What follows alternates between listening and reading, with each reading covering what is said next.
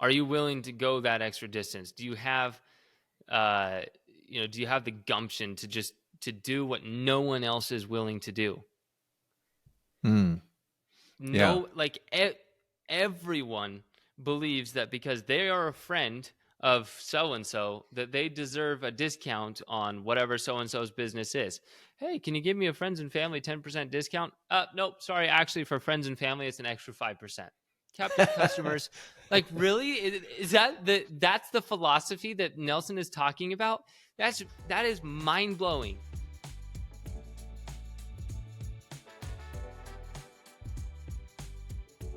Hey guys, this is Kyle Reese, your host. And Raymond Ward, your host. Today we're back at it, and we're going to continue talking about imagination here in the grocery store. Kyle, how does imagination fit into this? Oh boy, imagination is like everything. One of the things I loved about Nelson was that he was a simple man, but he had such deep understanding of stuff, like so many things, and he a lot of wisdom. He didn't tell people exactly how everything works. He told things in story form to cause their imagination to start rolling, and so that their brain would put pieces together. That's one of the things I've really tried to get better at, and I'm still working on it. It's going to take me a long time to get to his level of storytelling, and I've learned a lot from him.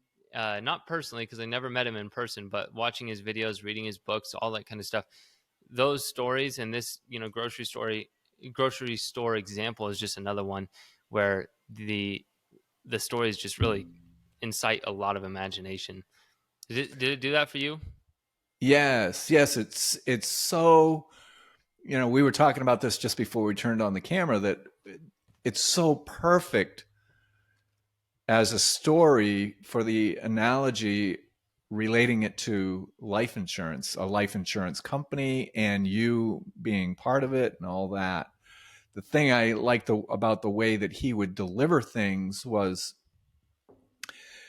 even though he was talking about some very profound and dramatic things, he wasn't into drama. Hmm. He he wasn't into the drama of it all. He'd be talking about dramatic subjects, like, go read the book, The Secrets of the Federal Reserve. That's pretty shocking if you've never known about that kind of stuff. But he asked questions. Somebody would say, well, what, they'd read the story, and then somebody would ask a question, and he might not just answer it. He would ask a question about it, their question, and give it back to them so that they could use their imagination to figure it out for themselves. What do you think of that?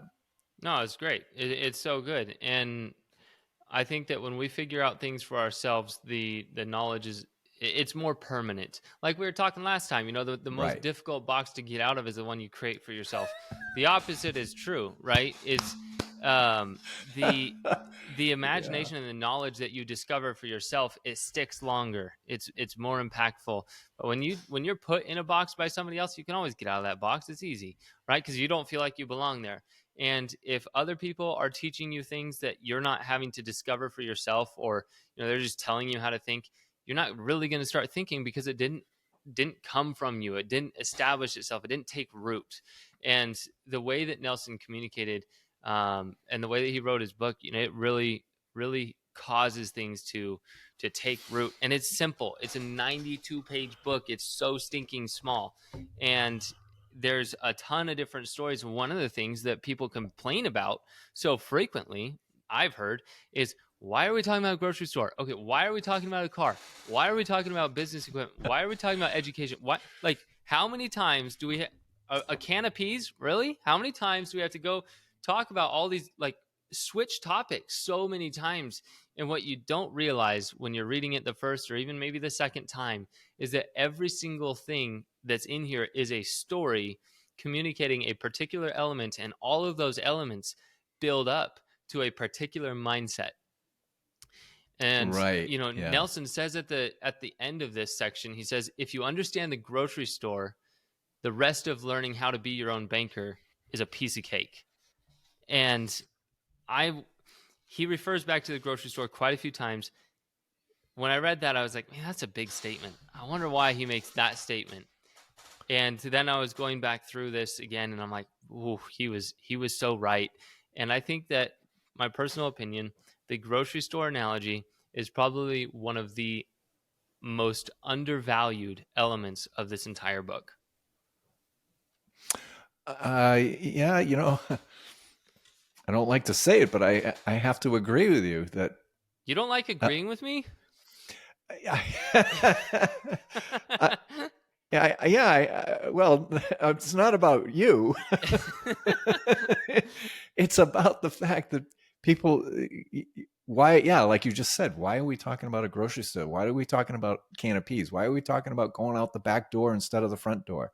Why are we talking about 62 cents instead of 60 for captive, da da da da? It's an analogy. It's probably the most perfect because everybody, like I said before we started rolling this morning, it's probably the most perfect thing to as an analogy because everybody has to eat. Mm-hmm. And so everybody can relate. Everybody has to go to the store. Not everybody doesn't have to go to Home Depot. Everybody doesn't have to go to the hairstylist, all the time. And all the elements inside this. So like the 62 cents can of pea is, I think of EVA, economic value added, which is a whole other discussion. Mm-hmm. Every little thing. So like just this morning, I listened to this chapter probably 4 times. It's 9 minutes, because you can Yeah. get it in Audible now. Wasn't always that way, but you can get it in Audible. And so I'm making a protein drink and I'm listening to it. And every time I listen to it, it makes me think about other applications Mm-hmm. into what he's talking about and how it relates to the insurance company and you being an owner of that company. Yeah. It's like phenomenal how accurate. I mean, he probably thought about it, and it just like a light bulb, his imagination just popped in a grocery store, Mm-hmm.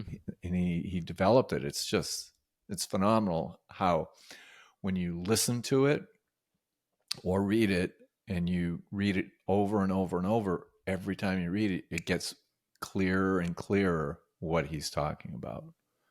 It's Yeah, phenomenal. it really does. And it makes you start thinking about so many different things. And one of the things he brought out in about halfway through that first page is the objective of the business.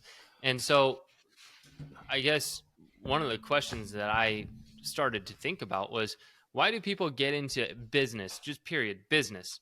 Not grocery, not retail, not real estate, not tech, whatever. Right. Business. Right. Why do Yep. people go into business? And it's the same purpose for everybody. You want to create cash flow and set yourself up for retirement. That's Right. that's what we do, right? Yep. Yep. Yeah. You want to be your own person.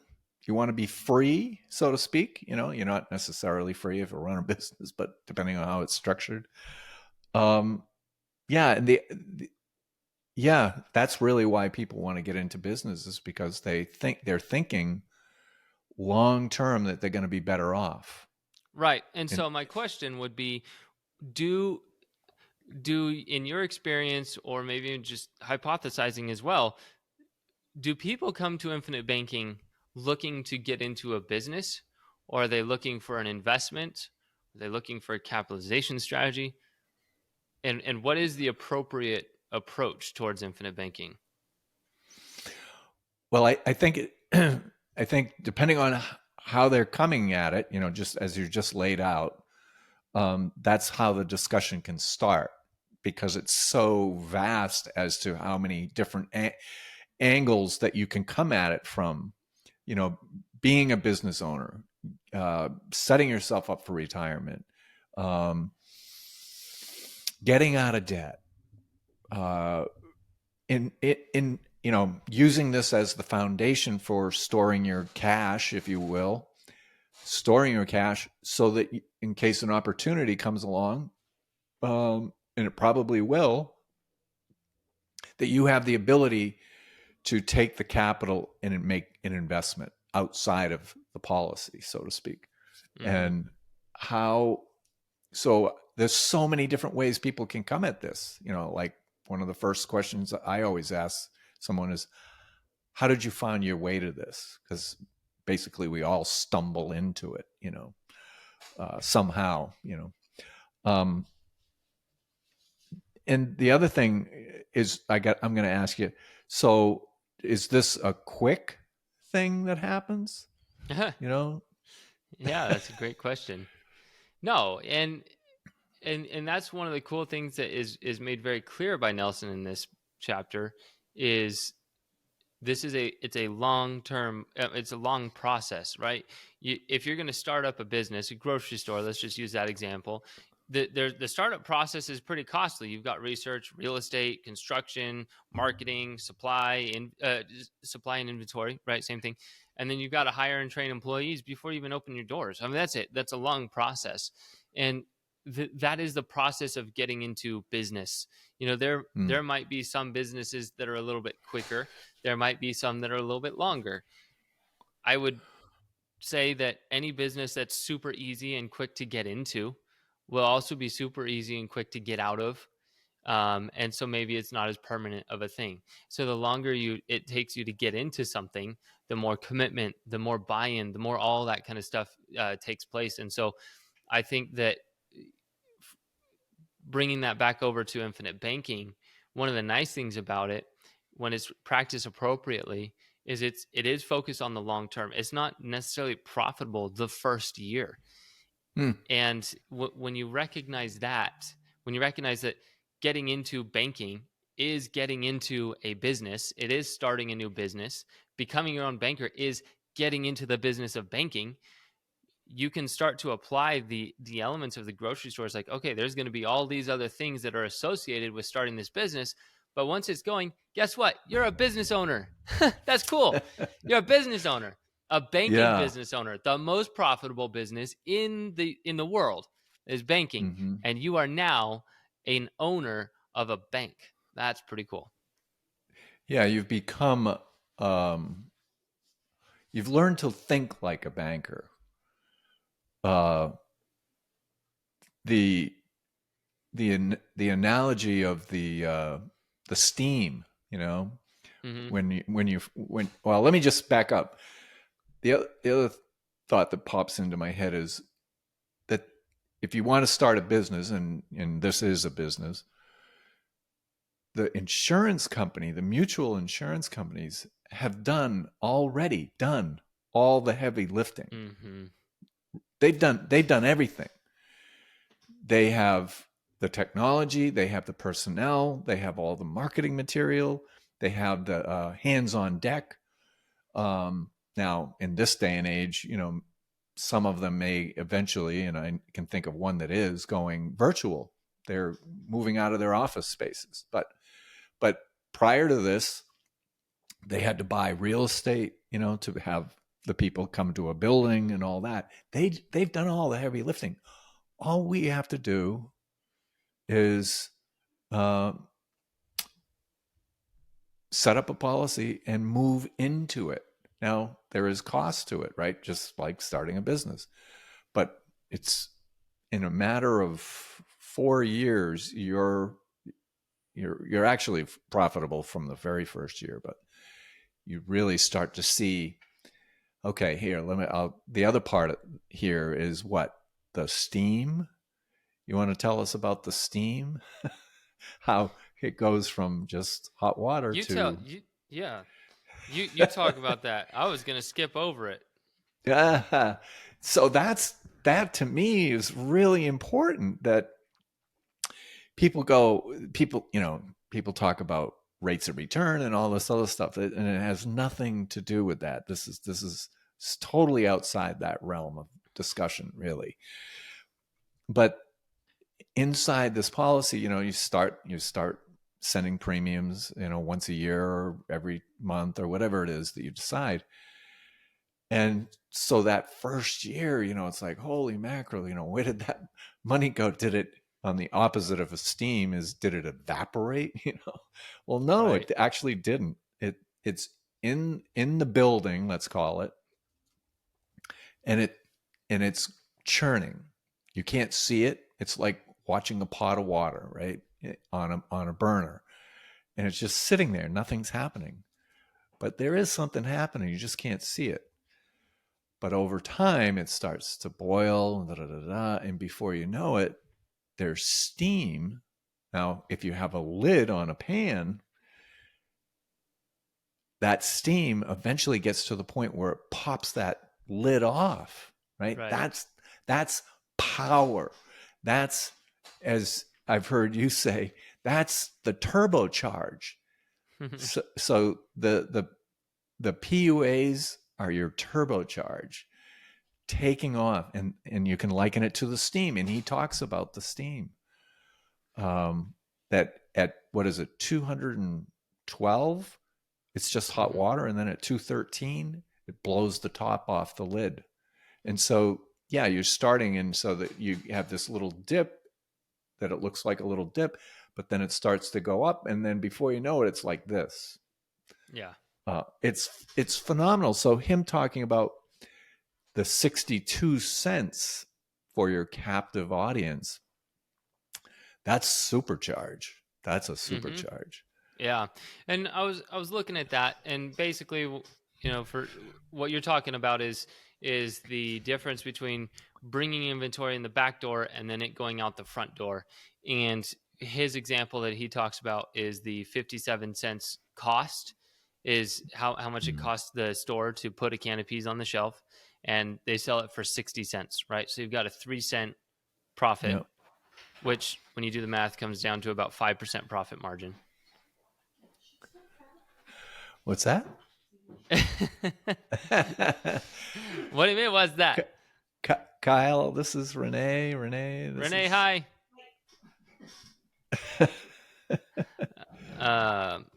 Perfect. She is.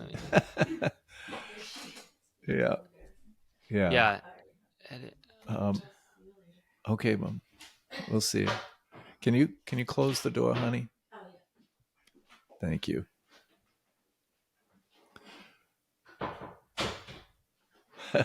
Here's Kyle. Here's Renee.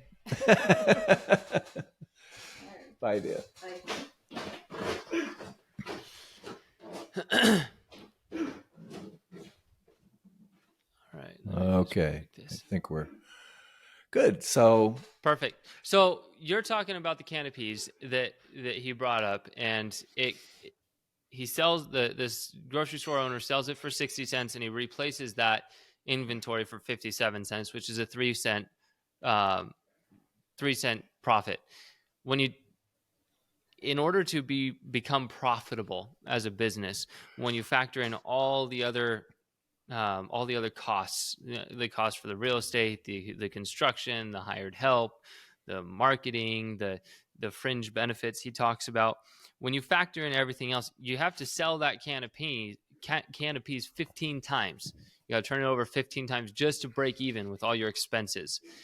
You sell it 17 times, you're profitable. You turn it over 20 times, and that's early retirement. And then he talks about your captive customers, the people like yourself, your spouse, all that. Charge them, instead of 60 cents, charge them 62 cents, so that your profit margins are higher. What is the difference? 62 cents versus 60 cents. That's 2 cents. Okay. In percentages, it's 3%. So we go from a 5% profit margin to an 8% profit margin. It's subtle. It's not a big deal. The cool thing about it is that it's subtle and it's not a big deal. Right? He's not trying to explode this thing. He's not saying you sell your can of peas for $1. He's saying just 2 more cents. But that little amount of extra profit goes a long way when it's practiced over time. And so all of this is over time.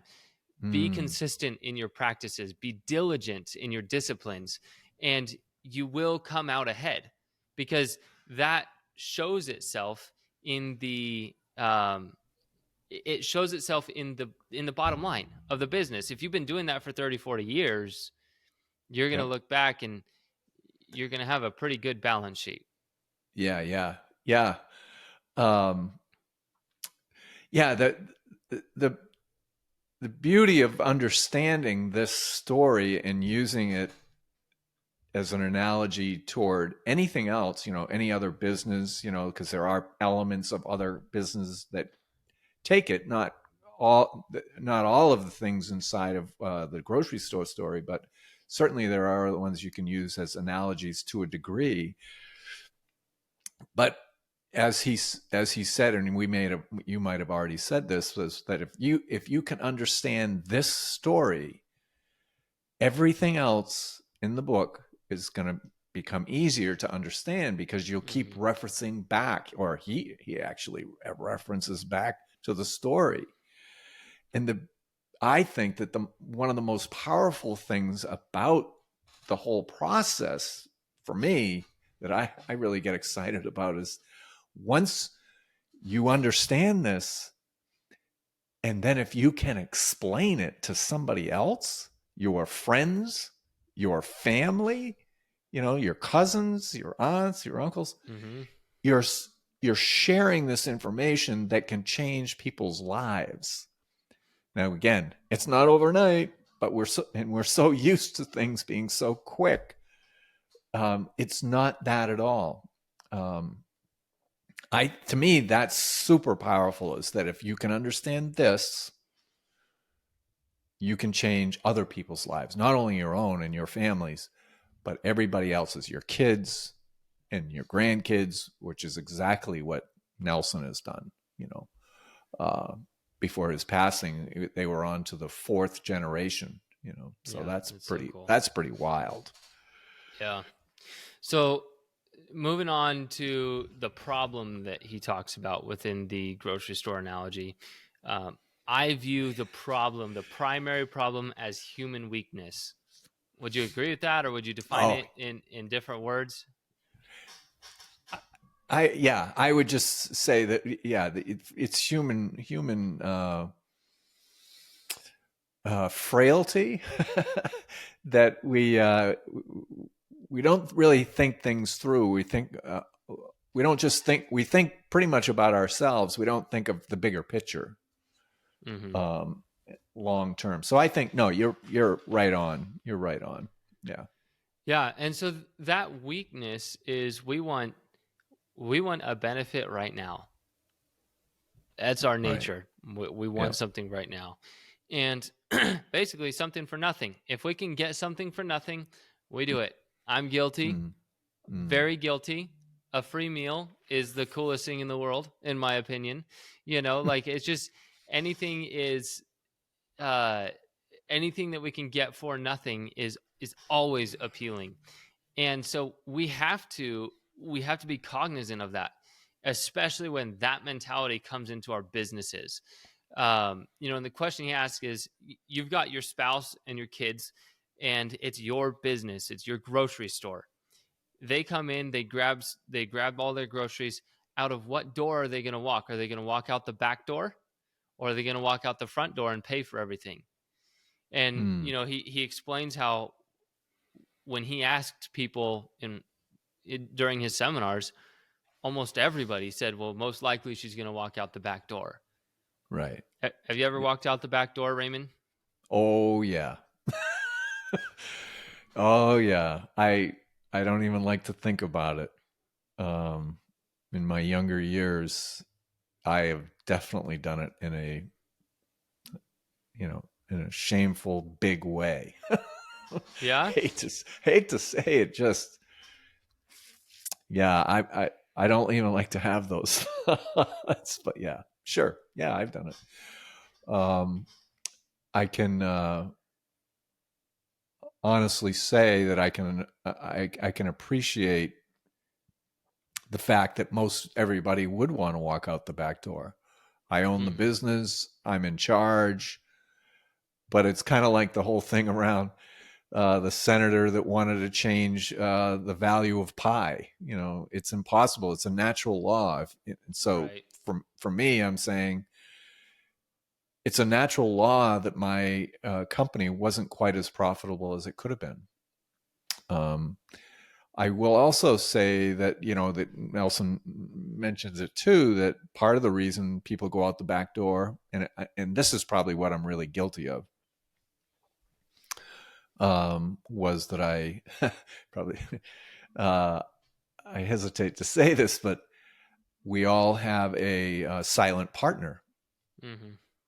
And that's part of the reason we, you know, the decision to go out the back door, we say, well, this is why, you know, I don't want to share with this other entity, the IRS, you know, the more I make, the more they take, kind of Mm-hmm. thing.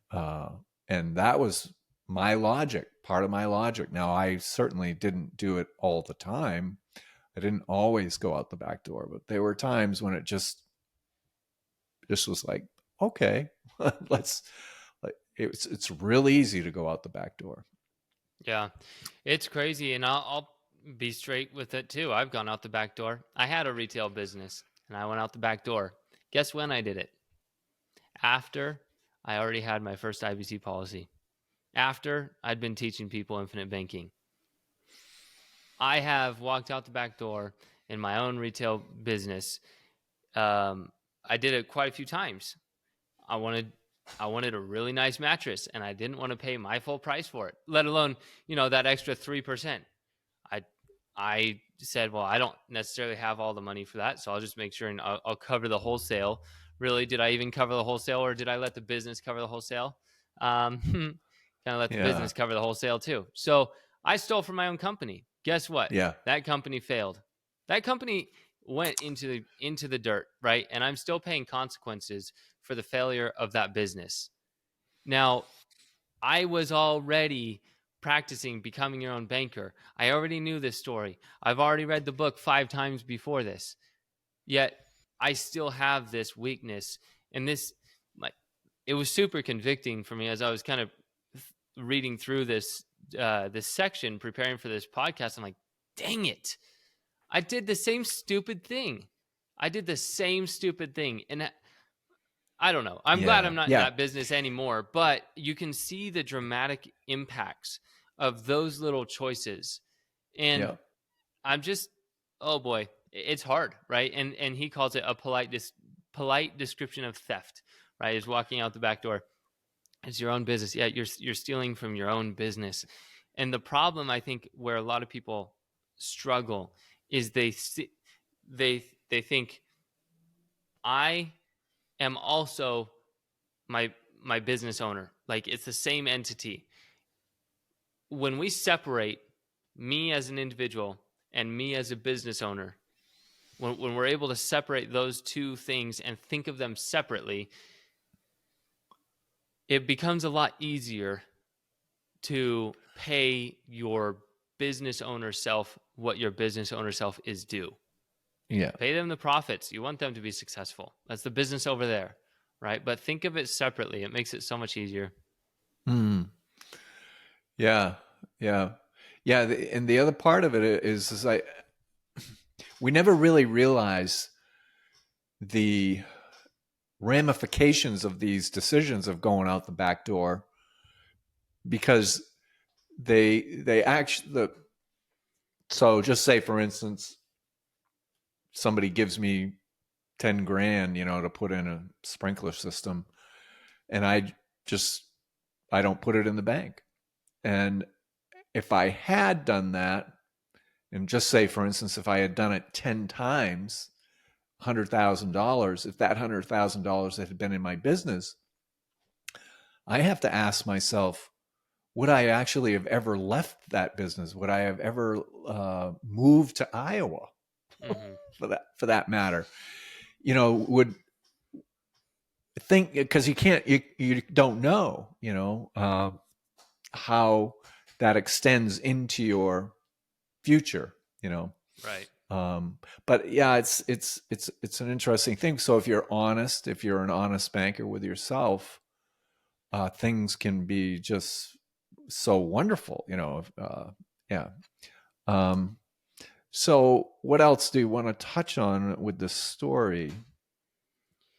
Well, I think that it just before we part from this section, you have to ask yourself, how committed are you to seeing your business be successful?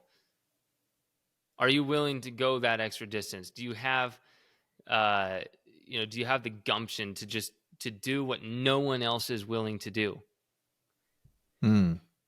Yeah. No, like everyone believes that because they are a friend of so and so that they deserve a discount on whatever so and so's business is. Hey, can you give me a friends and family 10% discount? Nope, sorry, actually for friends and family it's an extra 5%. Captive customers, like really? Is that's the philosophy that Nelson is talking about?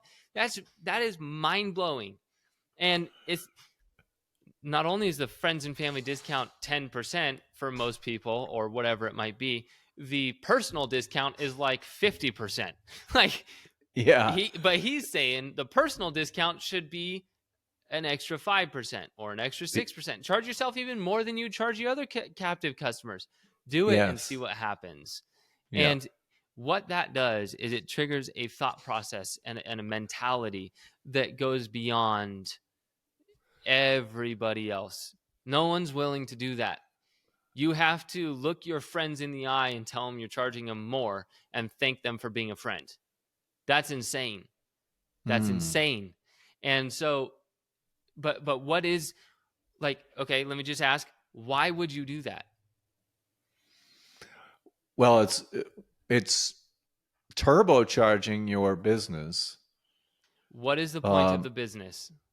and the point of the business is profitability now and into the future, and your ability to retire from it, meaning Okay. retire with no stress, no worries. You know, Yep. it's a profitable business, and that if the other person, if your competitor is doing the opposite of, giving that friend a discount, and it comes time to sell your business, as mentioned in the story, who's going to get it? Who's going to get a larger sale price?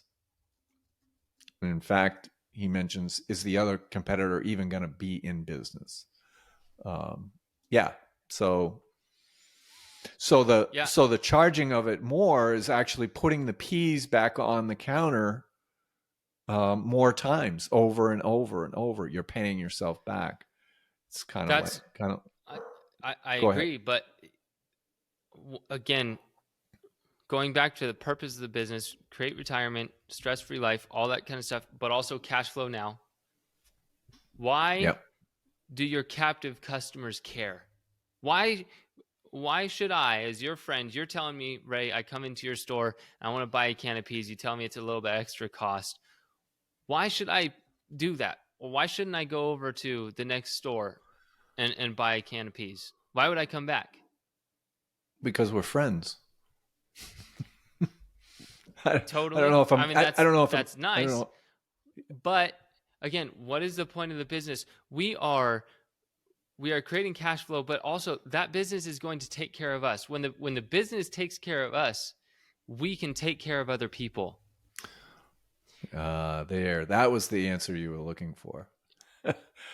That's uh, the and he doesn't specifically state that in the grocery yeah. store analogy, but that is what is inferred. Is it doesn't make sense today for your friends, and it doesn't make Right. sense for your friends. It makes a little bit more sense for your family, but it doesn't really make sense for anybody today to pay more money for what they could get somewhere else just because you're friends or family.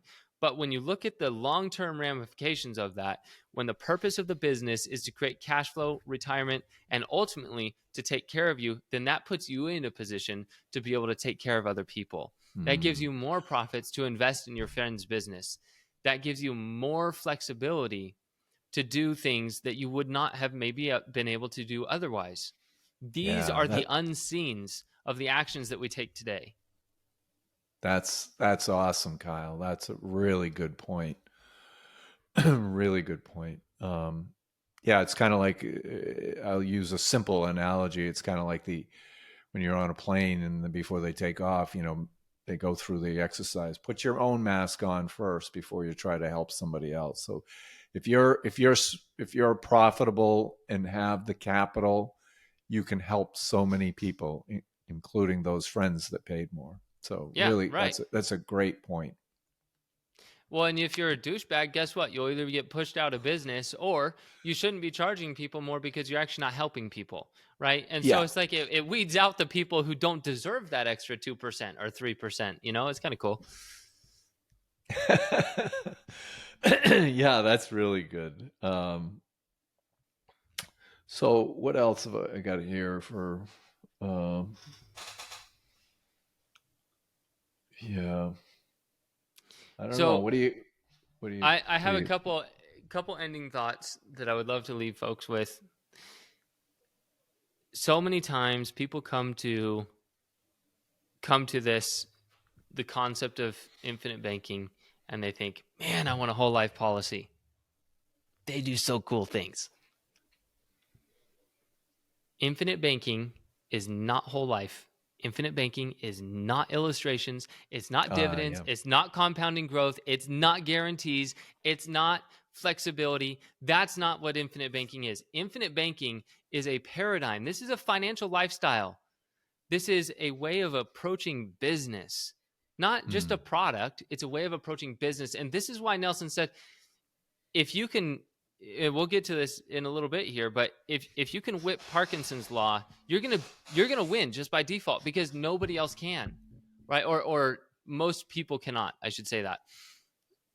This concept, what the grocery store analogy communicates, is if you approach business from this perspective, Mm. you're going to end up ahead. And Right. so it's infinite banking is about being thorough. First of all, understanding what you're doing, providing a service to others, and then being willing to make the decisions that most other people are not willing to make. That's what this whole concept is about. Life insurance, all of that other stuff, that's the vehicle for applying this in a very Right. safe, guaranteed atmosphere. But the concept is so much bigger than that. And I think that Yeah. we tend to forget about that. Yeah. It's a concept. It's a philosophy about how you handle yourself out in the marketplace. Um, Whether you're going to, I don't know, I want to say stand upright, do things that are done the right way for the right reasons with the right people and all of that. It isn't about the insurance. It just happens to be that the insurance is a wonderful vehicle for it, for executing the philosophy and the concept. I like how you said Um, that, executing the philosophy and concept. yeah, living it in everything that you do with intention, um, with the intention of being able to grow the business, make it profitable, be able to use the capital in other ways, like if it gets to be uh, it's becomes so profitable that you say, you know what, maybe I'll consider opening up another branch. Maybe I'll consider opening up a different kind of business that I know something about, that I know that can be very profitable. Um, and to have the patience to be able to do that. Because again, we tend to think in quick time frames, 1, Mm-hmm. 2 years, 3 years. You know, the two people that pop into my mind are Charlie Munger and what's his partner's name? Uh, Berkshire Hathaway. Those guys think long term in all of their investments, and they become the most successful investors of all time. They think they have principles, they have character, they have integrity, and they live with it. So, yeah, it's a great thing, Kyle, that you brought up. It's great. Well, I appreciate what you were talking about with the integrity, and that goes back to what you were talking about with what excites you is when people have this understanding, they're able to go out and talk to other people about it and share that could change other people's lives. And it's this kind of stuff is so much easier said than done.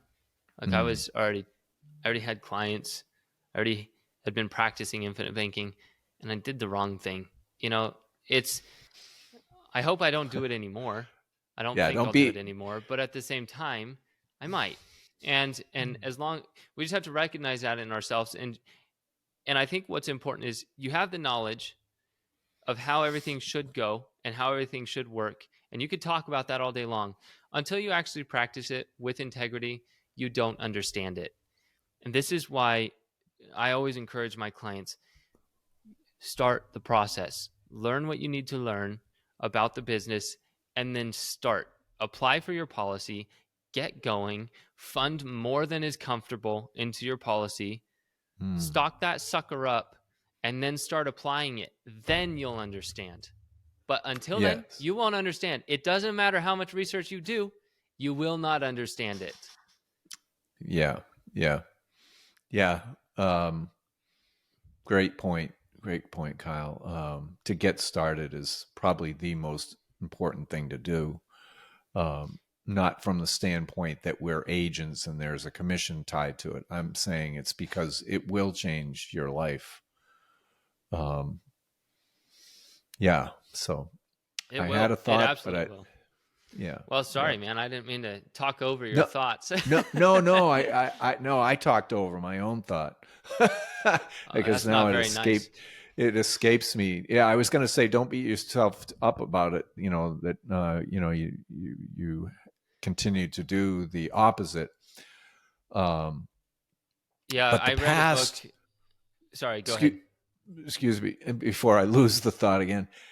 But the past can direct you. You can learn from the past. You should learn from the past mistakes, past wins, even. But you can take those into the future or into the now, because there is only right now, and to get started is right now. And if you understand what's going on, hence the story here we're talking about, you'll know what to do. Yeah, I love it, man. Bringing Nelson's quotes back into it over and over and over. It's so good. He was accurate. Yeah. One of the books that my mom read to me when I was young, and it has stuck with me for so long, is called Zero Regrets by Apollo Ono, the speed skater. And I've tried to live my life with that. It's like I look back at things I did, stupid things I did, and I'm, it's like, oh, shucks, well, that's dumb. But at the same time, it provided the learning opportunity for me to move forward. So why sit here and regret it? Like, that's not right. Don't need to live with that. Right. I think you should embrace those things because they've taught you something. They have, you can grab onto them and use them as energy going forward, with greater integrity and greater character and principles and philosophies, all of that, which is something I think that we need in this world now more than ever. Yeah. So anyway. Yep. Well, here's what I'll say kind of as we wrap it up is infinite banking is not the answer to get ahead. It really is not. Okay. Whole life insurance policies are not the answer to get ahead. Infinite banking, the concept of infinite banking, is the philosophy of the people who get ahead, whether they're just grocery store owners, construction company owners, tech business owners. It doesn't matter. The philosophy that is communicated in infinite banking is the philosophy of those people who are ahead and who get ahead. And so it's just a matter of when are you going to start doing it? When are you going to start living that way? Winning is a mindset, and so is losing. So if you're still losing, start applying some of these principles, and it doesn't take long before you start seeing yourself ahead. It's pretty awesome, pretty fun. Yeah, that's a great closing comment, Kyle. So yeah, thanks for that. That was great. Yeah. Well, always a pleasure, Raymond. That's about all I got. Well, sweet. Thank you guys for tuning in. We appreciate all the support. You guys have a good one. Till next time. Thank you for joining us on the Sound Banking Podcast. If you're listening on YouTube, make sure to like and subscribe and click on the notification bell. Otherwise, join us on Apple Podcasts and Spotify for more content.